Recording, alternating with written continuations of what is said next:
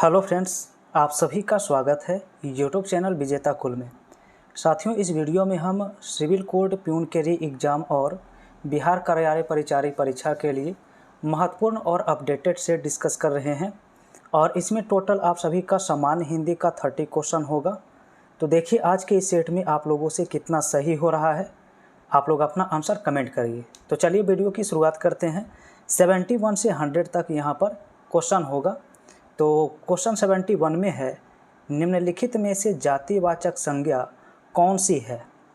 जातिवाचक संज्ञा यहाँ पर बताना है। तो फ्रेंड्स, बुद्धि, सफाई और ममता, इनमें अगर देखा जाए तो कोई भी जातिवाचक संज्ञा नहीं है, क्योंकि जातिवाचक संज्ञा होता है कि जिससे पूरी जाति वर्ण का बोध होता है, पूरे समुदाय का बोध होता है, तो उसे जातिवाचक संज्ञा कहते हैं। तो राइट आंसर डी करना होगा। इसमें उपयुक्त में से कोई नहीं, यहाँ पर जातिवाचक संज्ञा का कोई भी उदाहरण नहीं है। चलिए नेक्स्ट क्वेश्चन आप सभी का 72 से सवाल होगा। तो क्वेश्चन है, दिए गए विकल्पों में से सही भाववाचक संज्ञा चुनिए, कौन सा है। तो भाववाचक चुनना है यहाँ पर। तो फ्रेंड्स, व्यक्तित्व जो होता है वो व्यक्ति से बना हुआ भाववाचक संज्ञा है। तो राइट आंसर इसका बी हो जाएगा। 73 में है कि उसने पत्र लिखा, रेखांकित शब्द का सर्वनाम का भेद क्या है। यानी कि उसने जो लिखा गया है ये कौन सा सर्वनाम का प्रकार है। तो उसने जो होता है ये पुरुषवाचक सर्वनाम का उदाहरण होता है। आंसर बी करना राइट होगा। नेक्स्ट लिखा है, एक लड़के ने ठीक उत्तर दिया। वाक्य में एक क्या है, संज्ञा है, सर्वनाम है, विशेषण है, क्या है। तो ये विशेषण हो जाएगा, क्योंकि लड़का संज्ञा है और इसकी विशेषता यहाँ पर एक जो है वो संख्यात्मक रूप में प्रयुक्त हुआ है। तो आंसर सी होगा, विशेषण। नेक्स्ट क्वेश्चन 75 में लिखा गया है, सुंदर शब्द किस वाक्य में क्रिया विशेषण के रूप में प्रयुक्त हुआ है। यानी सुंदर शब्द देखना है किस वाक्य में क्रिया विशेषण के रूप में आया है। यानी जो क्रिया की विशेषता बता रहा होगा जिस सेंटेंस में, वही इसका आंसर होगा। सही से देखेंगे तो ऑप्शन सी में लिखा है, यह लड़का बहुत सुंदर लिखता है। तो लिखना एक क्रिया है और क्रिया की विशेषता यहाँ पर सुंदर बताया है। तो क्रिया की विशेषता बताने को हम क्रिया विशेषण कहते हैं। आंसर सी होगा। नेक्स्ट क्वेश्चन है, लिखा है, हम लोग कल सिनेमा देखने जा रहे हैं।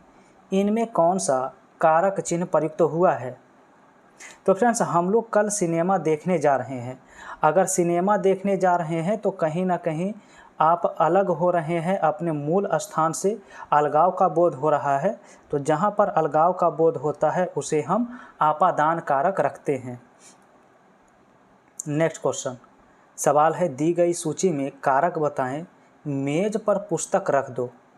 तो मेज पर जो होता है ये किस कारक का विभक्ति होता है। तो ये अधिकरण कारक की विभक्ति होता है, क्योंकि अधिकरण कारक की विभक्ति में या फिर पर होता है। नेक्स्ट लिखा है कि बच्चा खेल रहा है। इस वाक्य में कौन सा काल होगा। 78 का राइट आंसर, चूँकि बच्चा खेल रहा है तो खेलने की क्रिया अभी बच्चा का जारी है, तो इसलिए अपूर्ण वर्तमान काल करेंगे, क्योंकि उसका काम अभी तक पूरा नहीं हुआ है।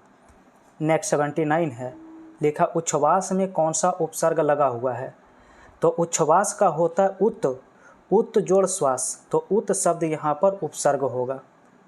नेक्स्ट लिखा है, अतिरिक्त शब्द में उपसर्ग बताइए। तो अतिरिक्त में होता अति शब्द उपसर्ग आता है, ऑप्शन बी। नेक्स्ट क्वेश्चन है, लिखा अप्रत्यय से बने शब्द इनमें कौन नहीं है। ठीक है, तो फ्रेंड्स प्रत्यय में देखेंगे, मौन में बिल्कुल आप प्रत्यय प्रयुक्त होता है, सैब में भी आता है, लेकिन यहाँ पर कुलीन में आपका प्रत्यय जो होता है वो इन आता है, इसलिए सी ऑप्शन राइट होगा, कुलीन। नेक्स्ट क्वेश्चन लिखा है, गुण संधि का उदाहरण निम्न में से कौन है। तो गुण संधि का उदाहरण होगा सुरेंद्र, सूर जोड़ इंद्र, इसका संधि विच्छेद होता है, आंसर सी होगा। नेक्स्ट लिखा है कि व्यायाम शब्द में कौन सी संधि होगी। तो व्यायाम में होता यन संधि, याद रखना होगा, बी ऑप्शन राइट होगा। नेक्स्ट सवाल है, नील कमल में कौन सा समास है। तो फ्रेंड्स नील कमल को अगर आप तोड़ के लिखते हैं तो होता है नीला है जो कमल, यानी एक पद इसमें विशेषण है तो दूसरा पद विशेष्य है, तो ऐसे समास को हम कर्मधारय समास के नाम से जानते हैं। बी ऑप्शन राइट होगा। नेक्स्ट है, हिंदी में समास के कितने भेद होते हैं? याद रखेंगे, हिंदी में समास के टोटल 6 भेद हैं, जिनमें आपका पुरुषवाचक, कर्मधारय, बहुब्रीहि, द्विगु, द्वंद्व, ठीक है, अव्ययी भाव, तो कुल मिला के 6 प्रकार होते हैं। नेक्स्ट क्वेश्चन होगा 86। लिखा है, जिसे बुलाया नहीं गया हो उसे क्या कहते हैं? तो जिसे नहीं बुलाया गया है उसे अनाहूत के नाम से जानते हैं। बी ऑप्शन राइट होगा।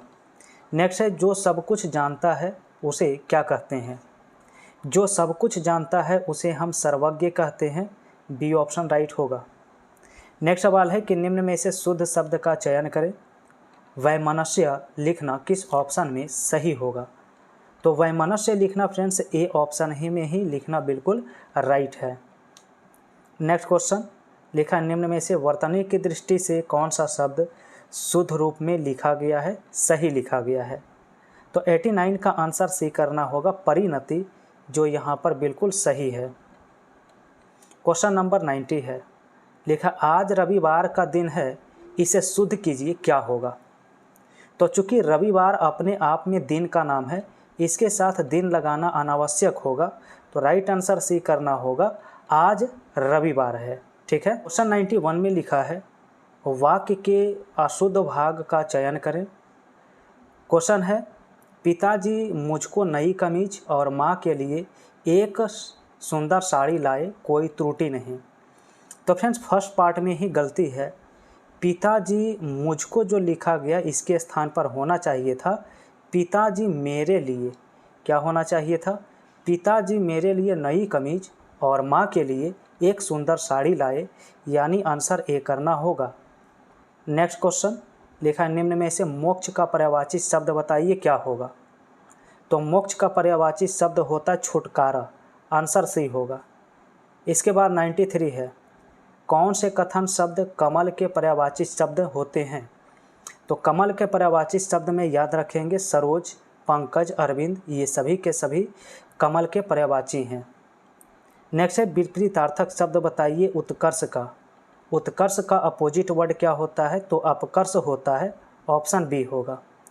नेक्स्ट लिखा है, सार्थक का विलोम शब्द क्या होगा? तो फ्रेंड्स सार्थक का होता है निरर्थक, ऑप्शन डी। इसके बाद अगला क्वेश्चन 96 है, लिखा है, गागर में सागर भरना मुहावरे का अर्थ क्या है? इसका मतलब है थोड़े शब्दों में अधिक कहना। नेक्स्ट है, लिखा है, नकार खाने में तूती की आवाज़, इस मुहावरे का अभिप्राय क्या है?